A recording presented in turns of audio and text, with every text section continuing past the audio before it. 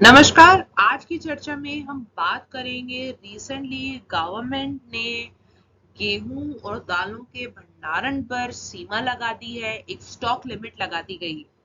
तो आज हम चर्चा करेंगे कि ये स्टॉक लिमिट क्यों लगा दी गई है और उसी के साथ साथ बात करेंगे एक बहुत ही इंपॉर्टेंट एक्ट की, इसेंशियल कमोडिटीज एक्ट ऑफ 1955। तो शुरू करते हैं अपनी चर्चा।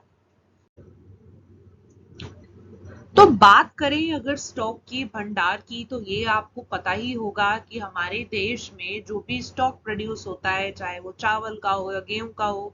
कुछ स्टॉक हमेशा ऐसा होता है जो स्टोरेज में रखा जाता है। अब यहाँ पे बात करें कि किस तरीके से हाल ही में ये जो टॉपिक है, ये जो चर्चा का प्रश्न बन गया है, बेसिकली अगर बात की जाए तो भंडारों पर या स्टॉक पर जो सीमाएं निर्धारित करने का एक मुख्य कारण ये भी है कि हाल ही में उपभोक्ता मामले, खाद्य और सार्वजनिक वितरण मंत्रालय ने समग्र खाद्य सुरक्षा का प्रबंधन करने तथा उसी के साथ साथ जमाखोरी एवं बेबुनियाद अनुमान लगाने की जो प्रथा है उसे रोकने के लिए जो है बेसिकली ये सब किया है। और जो गेहूं के जो स्टॉक भंडार पर सीमाएं निर्धारित गवर्नमेंट ने की है, तो मंत्रालय ने इन्हीं कारणों से जो है आवश्यक वस्तु अधिनियम यानी ईसीए एसेंशियल कमोडिटीज एक्ट के तहत 1955 9 को लागू करके तूर और उड़द दाल पर भी भंडार सीमा लगा दी है। तो यहाँ पे आपको ये जो बहुत जरूरी चीज है यहाँ जानने की है, वो है आवश्यक वस्तु अधिनियम के बारे में।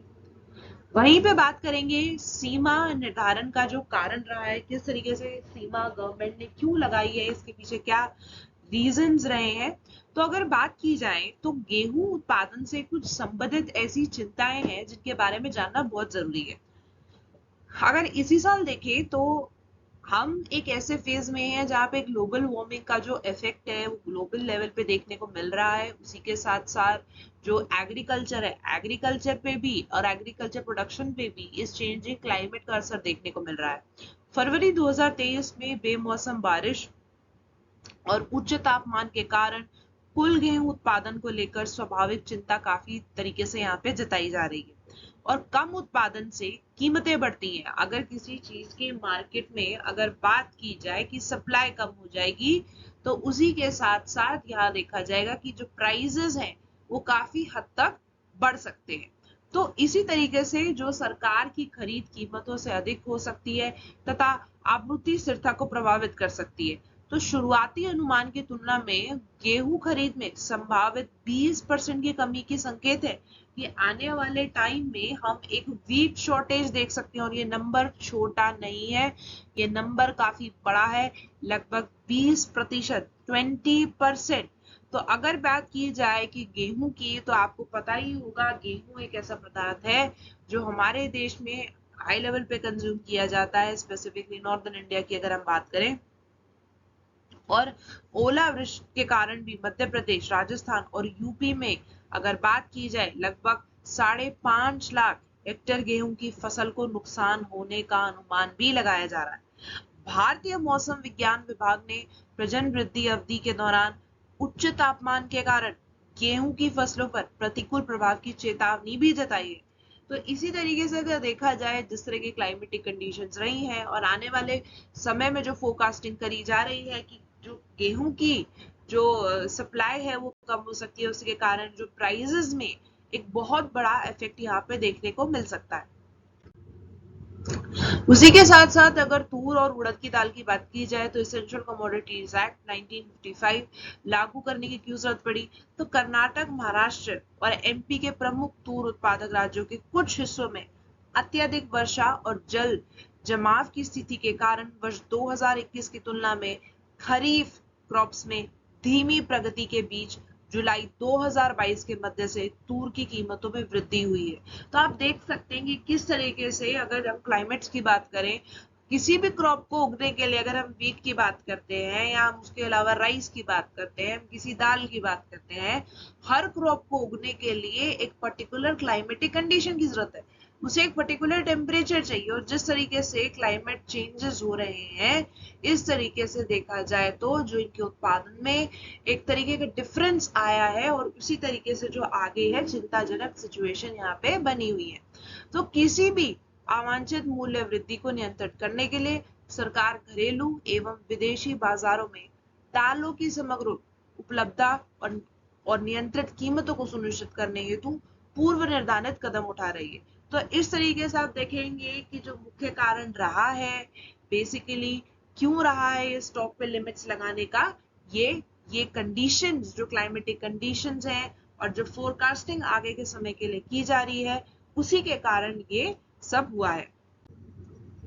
यहीं पे अगर हम बात करें, चर्चा करें गेहूं की स्टॉक सीमा के संबंध में और कीमतों को स्थिर करने के लिए जो स्टॉक सीमा का अधिरूपण किया गया है, सबसे पहले अगर हम बात करें तो व्यापारियों और उसी के साथ साथ थोक विक्रेताओं के लिए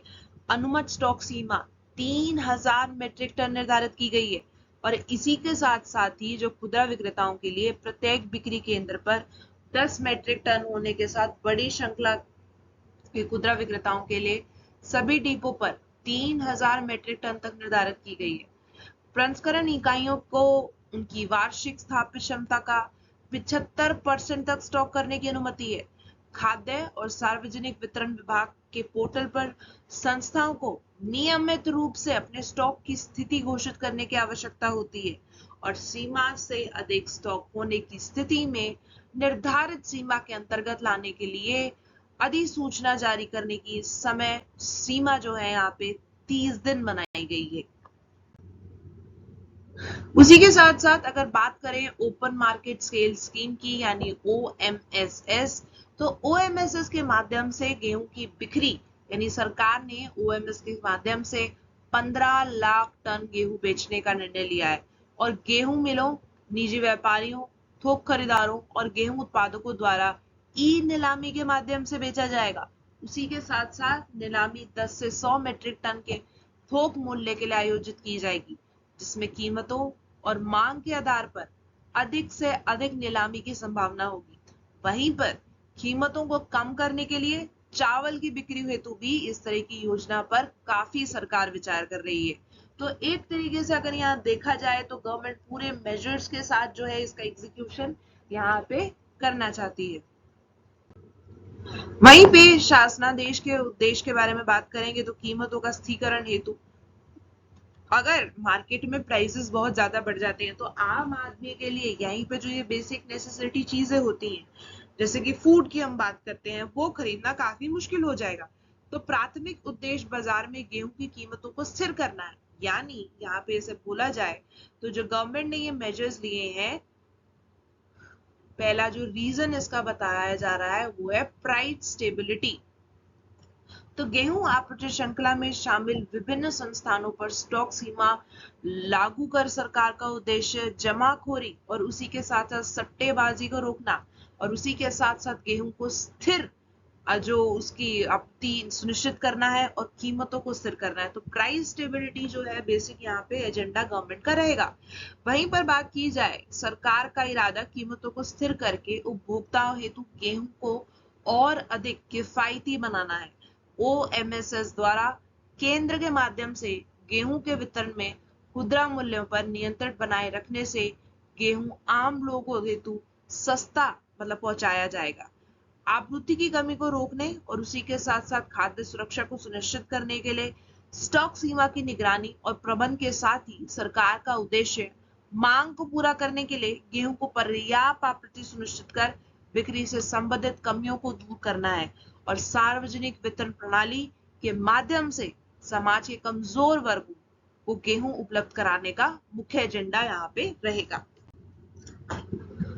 वहीं पे बात करें अगर आवश्यक वस्तु अधिनियम 1955 यानी इसेंशियल कमोडिटीज एक्ट की, जो कि बहुत ही ज्यादा इंपॉर्टेंट है यहाँ पर, तो ECA अधिनियम 1955 ऐसे समय में बनाया गया था जब देश खाद्यान्न उत्पादन के लगातार निम्न स्तर के कारण खाद्य पदार्थों की कमी का सामना कर रहा था। तत्कालीन भारत अपनी खाद्य जरूरतों की पूर्ति के लिए आयात और उसी के साथ सहायता पर निर्भर था। जैसे कि हमें पता होगा PL 480 प्रोग्राम के तहत अमेरिका ने गेहूं का जो आयात है भारत को कराया था। उसी के साथ साथ भारत ने ईयर 1954 में अमेरिका के साथ सरकारी कृषि व्यापार विकास सहायता के तहत खाद्य सहायता प्राप्त करने के लिए एक दीर्घकालिक सार्वजनिक कानून PL 480 समझौते पर हस्ताक्षर किए और खाद्य पदार्थों की जमाखोरी और कालाबाजारी को रोकने के लिए वर्ष 1955 यानी 1955 में आवश्यक वस्तु अधिनियम उस समय लगाए गए। तो ईसीए के अगर मुख्य उद्देश्य की बात करें तो इसका उद्देश्य ईसीए 1955 का उपयोग कर केंद्र द्वारा विभिन्न प्रकार की वस्तुओं में व्यापार हेतु राज्य सरकारों को नियंत्रण प्रदान करना है और उसी के साथ साथ मुद्रा स्फीति पर अंकुश लगाया जा सके। आवश्यक वस्तु यानी कोई भी ऐसी इसेंशियल कमोडिटी जिसकी सभी को जरूरत पड़ती है, कोई विशिष्ट परिभाषा नहीं है, लेकिन अगर बात की जाए तो आवश्यक वस्तु का अर्थ अधिनियम की अनुसूची में निर्दिष्ट वस्तु है। उसी के साथ साथ यहाँ पे अगर केंद्र की भूमिका के बारे में बात की जाए तो अधिनियम केंद्र सरकार को अनुसूची में किसी वस्तु को जोड़ने या हटाने का अधिकार देता है। केंद्र यदि संतुष्ट है कि जनहित में ऐसा करना आवश्यक है तो राज्य सरकारों के परामर्श से किसी वस्तु को आवश्यक रूप में अधिसूचित किया जा सकता है। किसी वस्तु को आवश्यक घोषित करके सरकार उस वस्तु के उत्पादन, आपूर्ति और वितरण को नियंत्रित कर सकती है, उसकी मार्केटिंग को नियंत्रित कर सकती है और इवन इसके साथ साथ स्टॉक सीमा पर भी लागू लगा सकती है। तो इसी के साथ हम अंत करेंगे हमारी चर्चा का यहीं पर। धन्यवाद।